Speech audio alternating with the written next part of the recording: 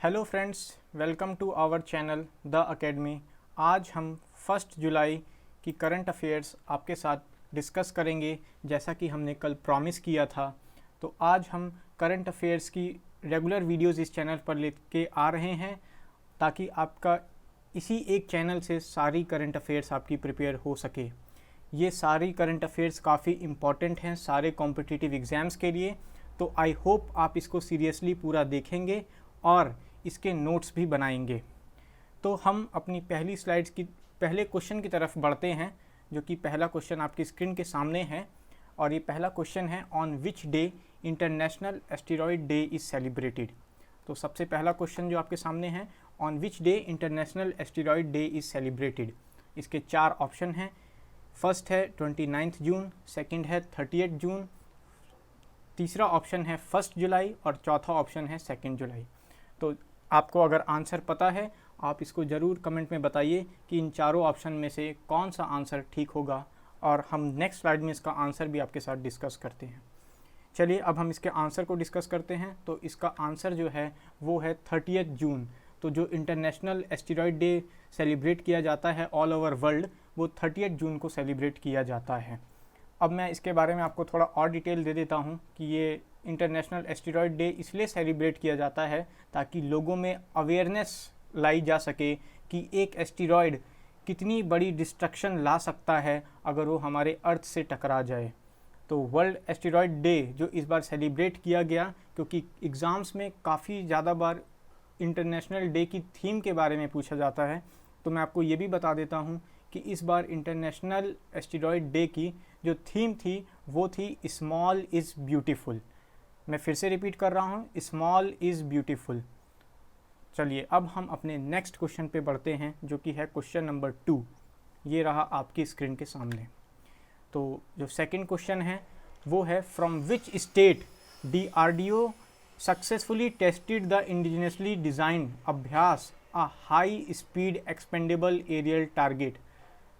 तो जो DRDO है उसने अभी एक सक्सेसफुल टेस्ट किया है अभ्यास का, जो कि एक high speed expendable aerial target है। तो ये पूछा गया है कि ये कहाँ से इन्होंने लॉन्च किया। तो इसके जो 4 ऑप्शन हैं वो हैं वेस्ट बंगाल, ओडिशा, आंध्र प्रदेश और तेलंगाना। तो जिसको भी इसका करेक्ट आंसर मालूम है वो तुरंत कमेंट में लिखिए कि इसका सही आंसर क्या होगा। तो चलिए अब हम इसका आंसर आपके साथ डिस्कस करते हैं। इसका आंसर है ऑप्शन नंबर बी, ओडिशा। अब मैं आपको इसके बारे में थोड़ा और नॉलेज दे देता हूँ। अभी जो DRDO है उसने ओडिशा के इंटीग्रेटेड टेस्ट रेंज से इसका high speed expendable aerial target, इसका जो है इसको सक्सेसफुली टेस्ट किया है, और इसमें यह डेमोन्स्ट्रेट किया गया है कि इसकी परफॉर्मेंस जो कि लो एल्टीट्यूड पर काफ़ी अच्छी रही है। तो यही इसको दिखाया गया है कि हम काफ़ी लो एल्टीट्यूड पे भी अच्छे से हम लोग अपना स्ट्राइक कर सकते हैं। और मैं आपको ये भी बता देता हूँ कि ये कम्प्लीटली जो था ये एक ऑटोनॉमस फ्लाइट थी, मतलब इसको किसी भी ह्यूमन द्वारा कंट्रोल नहीं किया गया था। तो ये भी एक बड़ी अचीवमेंट है हमारे DRDO की। तो चलिए अब हम अपने क्वेश्चन नंबर 3 पर बढ़ते हैं, और ये रहा आपकी स्क्रीन पे सामने हमारा क्वेश्चन नंबर 3, जो कि है, who has elected as the new president of Philippines. तो आपके सामने 4 ऑप्शन हैं। आप जल्दी से बताइए कि हमारे जो न्यू प्रेसिडेंट है फिलीपींस के वो कौन इलेक्ट हुए हैं। तो चलिए हम अपना आंसर को डिस्कस करते हैं। तो इसका आंसर है ऑप्शन नंबर ए, बोंगबोंग मार्कोस। तो जो फिलीपींस के जो न्यू प्रेसिडेंट इलेक्ट हुए हैं उनका नाम है बोंगबोंग मार्कोस। इनको कॉमनली इस नाम से ही जाना जाता है, नहीं तो इनका एक दूसरा जो नाम है वो है फर्डिनेंड मार्कोस जूनियर, लेकिन इनका जो कॉमनली जो नाम यूज़ किया जाता है वो बोंगबोंग मार्कोस है। और ये फिलीपींस के 17th प्रेसिडेंट हैं। इससे पहले जो 16th नंबर के जो प्रेसिडेंट थे, अगर आप लोगों को उनका नाम पता है, क्योंकि वो भी काफ़ी न्यूज़ में रहते थे और उनकी काफ़ी अमेरिका के साथ भी दुश्मनी रही थी, तो अगर आपको उनका नाम मालूम है तो आप ज़रूर कमेंट में लिखिएगा कि जो फिलीपींस के जो 16th नंबर के जो प्रेसिडेंट थे उनका क्या नाम था। चलिए अब हम अपने नेक्स्ट क्वेश्चन पे फिर बढ़ते हैं आगे। क्वेश्चन नंबर 4 जो कि आपके स्क्रीन पर ये रहा। फोर्थ क्वेश्चन है, which Indian state became the largest producer of sugar. देखिए ये अभी लेटेस्ट न्यूज़ है, और क्योंकि ये अभी स्टेट चेंज भी हुआ है तो ये क्वेश्चन बहुत ही ज़्यादा इम्पॉर्टेंट हो जाता है आपके कॉम्पिटिटिव एग्ज़ाम्स के लिए, और करंट अफेयर्स में ये आएगा। तो आपके सामने 4 ऑप्शन हैं। फर्स्ट ऑप्शन है उत्तर प्रदेश, सेकंड है महाराष्ट्र, थर्ड है गुजरात और फोर्थ है मध्य प्रदेश। तो जिसको भी इसका आंसर मालूम है तो वो ज़रूर बताए, क्योंकि इसमें 2 ऑप्शन में काफ़ी कन्फ्यूज़न रहता है, और इस साल क्योंकि ये स्टेट पहली बार लार्जेस्ट प्रोड्यूसर बना है तो आप इसका आंसर बताइए। चलिए अब हम अपने आंसर की तरफ बढ़ते हैं। तो इसका आंसर है ऑप्शन नंबर बी, महाराष्ट्र। तो महाराष्ट्र जो है वो इंडिया का largest producer of sugar state की लिस्ट में ये टॉप पर आया है। और ये जो है जो शुगर कमिश्नर जो हैं महाराष्ट्र के, उन्होंने बताया कि इसका जो शुगर का जो आउटपुट रहा 2021 और 2022 में वो अराउंड 138 लाख टन रहा है, जो कि ऑल टाइम हाई रहा है।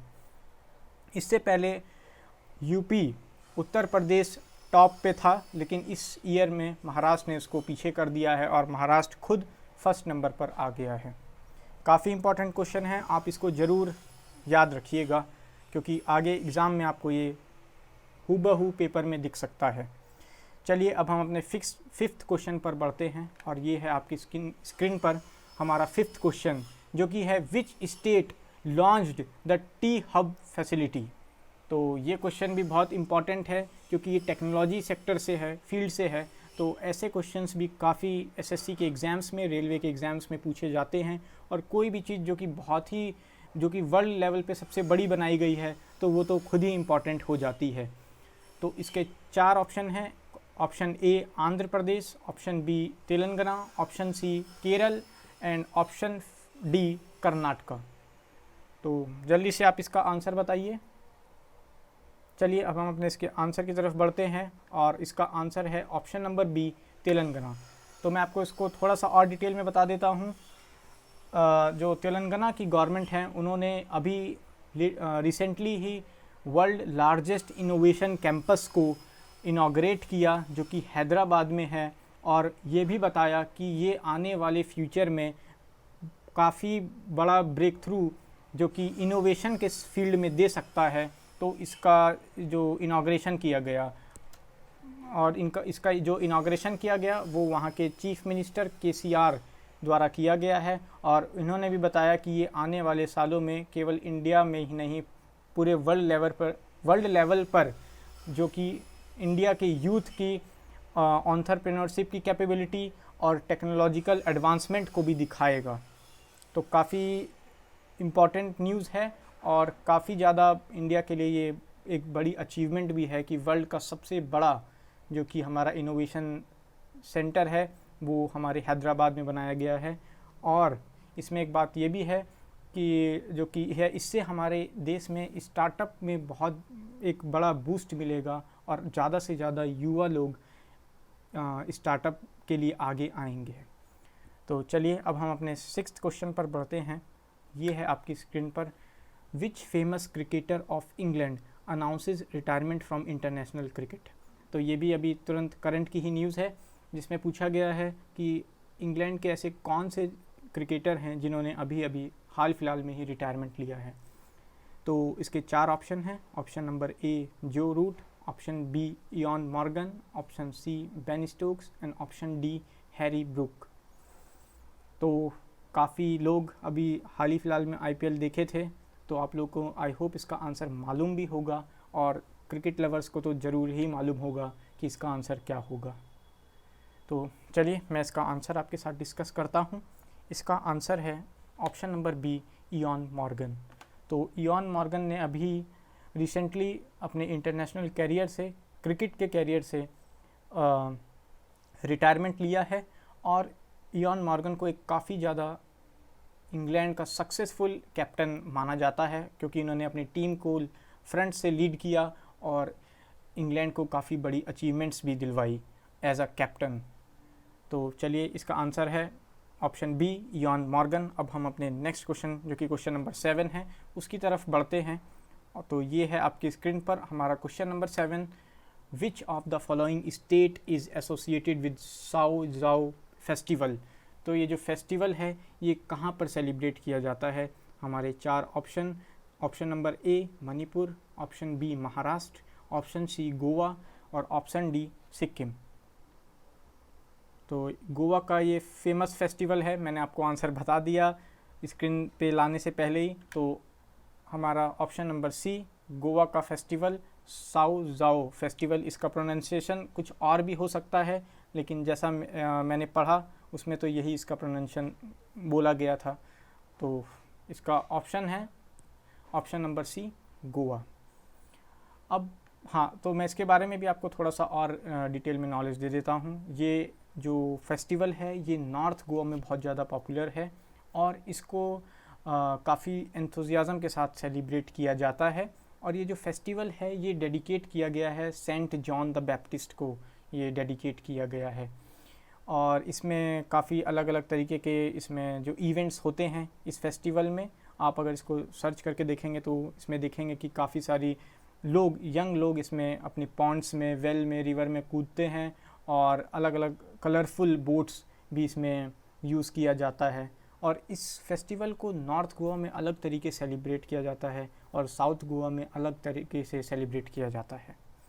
तो चलिए अब हम अपने नेक्स्ट क्वेश्चन पे चलते हैं और ये है आपकी स्क्रीन पे हमारा 8th क्वेश्चन।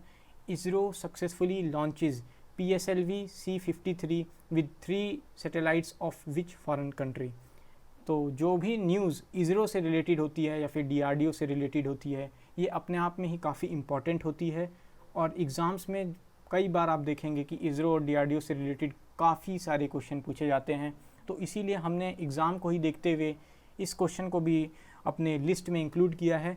तो आप इसको बताइए कि इसरो ने अभी जो लेटेस्ट में PSLV C-53 को जो लॉन्च किया उसमें 3 फॉरेन सैटेलाइट्स को भी प्लेस किया है ऑर्बिट में, तो वो किस कंट्री की थी।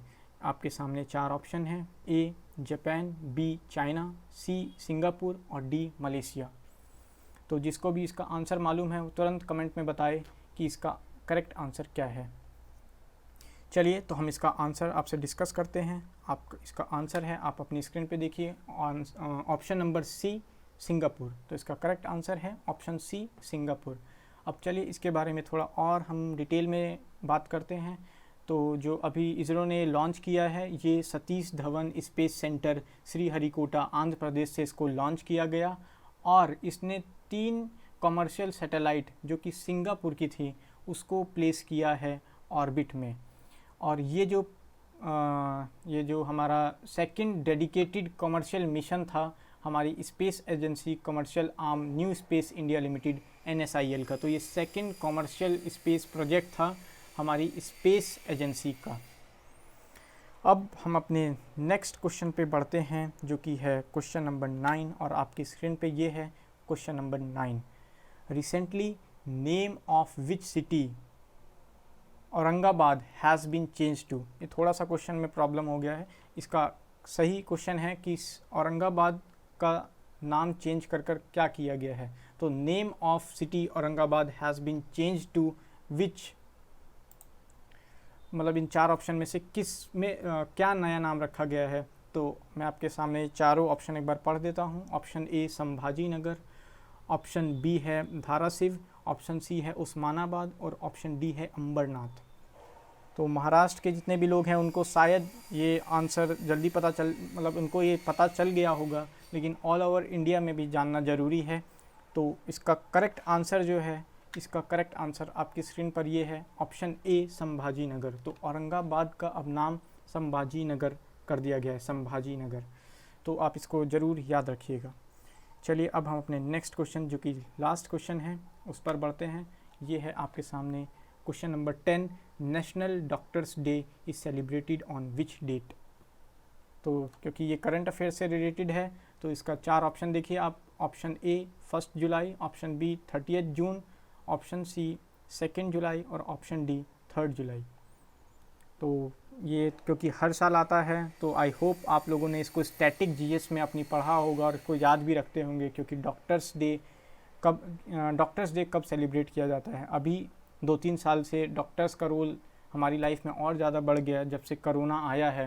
तो आई होप मैक्सिमम लोगों को इसका आंसर पता होगा, और आंसर पता होगा तो आप कमेंट में ज़रूर लिखिएगा और बताइए कि नेशनल डॉक्टर्स डे कब सेलिब्रेट किया जाता है। तो इसका सही आंसर है आपके स्क्रीन पर ये रहा, ऑप्शन ए 1 जुलाई। 1 जुलाई को हम लोग नेशनल डॉक्टर्स डे मनाते हैं। और मैं आप लोगों से ये भी पूछूंगा कि नेशनल जो डॉक्टर्स डे है वो किसकी मेमोरी में सेलिब्रेट किया जाता है, जो कि एक बहुत ही बड़े डॉक्टर रहे हैं और चीफ मिनिस्टर भी रहे हैं बंगाल के, और उनको उनकी सेल्फलेस सर्विस के लिए जाना जाता रहा है। तो आप कमेंट में लिखिएगा कि डॉक्टर्स डे किसकी मेमोरी में मनाया जाता है, किसकी मेमोरी में इसको सेलिब्रेट किया जाता है। तो इसका सही आंसर था 1 जुलाई, लेकिन आप उनका नाम बताइएगा, कमेंट में ज़रूर बताइएगा। तो आज के हमारे 10 करंट अफेयर्स के क्वेश्चन जो कि काफ़ी इंपॉर्टेंट थे, हमने आपके साथ डिस्कस किए हैं। ऐसे ही हम आपके साथ रेगुलर बेसिस पे करंट अफेयर्स की वीडियोस लाते रहेंगे। और अगर आपको ये वीडियोस पसंद आ रही हैं तो आप इसको ज़्यादा से ज़्यादा इसको लाइक करें, हमारे चैनल को सब्सक्राइब करें, और इसको ज़्यादा से ज़्यादा अपने फ्रेंड सर्कल में, अपने जितने भी ग्रुप्स हैं उसमें आप इसको शेयर करें ताकि और भी लोगों का बेनिफिट हो। तो हम फिर से मिलते हैं आपके साथ नई वीडियो में बहुत ही जल्द। तब तक के लिए bye, tata, thank you so much.